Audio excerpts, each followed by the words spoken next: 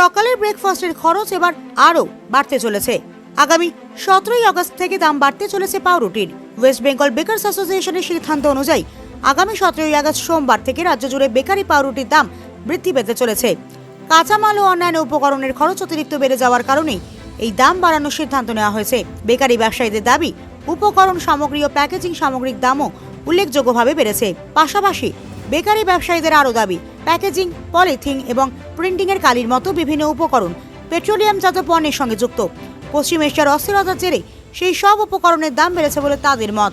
নতুন দাম হতে চলেছে 1 পাউন্ড 400 গ্রাম, দাম 4 টাকা বাড়ছে। বর্তমান দাম 32 টাকা থেকে বেড়ে হবে 36 টাকা। হাফ পাউন্ড 200 গ্রাম, দাম 2 টাকা বাড়ছে। বর্তমান দাম 16 টাকা থেকে বেড়ে হবে 18 টাকা। 100 গ্রাম প্লেন পাউরুটি দাম 1.5 টাকা বাড়িয়ে 10 টাকা করা হচ্ছে। দাম বাড়ার প্রধান কারণ বেকার্স অ্যাসোসিয়েশনের পক্ষ থেকে জানানো হয়েছে যে বিগত 1 মাসে পাউরুটি তৈরির প্রধান উপকরণগুলোর দাম ব্যাপকভাবে বৃদ্ধি পেয়েছে।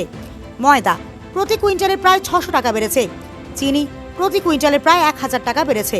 ভোজ্য তেল প্রতি কুইন্টালে প্রায় 800 টাকা বেড়েছে। এর পাশাপাশি প্যাকেজিং ম্যাটেরিয়ালের খরচ বৃদ্ধি পাওয়ায় বেকারি মালিকরা দাম বাড়াতে বাধ্য হয়েছেন। উল্লেখ্য, এর আগে গত 2024 সালের 30শে জানুয়ারি শেষবার পাউরুটির দাম বাড়ানো হয়েছিল। প্রায় 2.5 বছর পর বাজারে আবারও পাউরুটির দাম বৃদ্ধি পেতে চলেছে।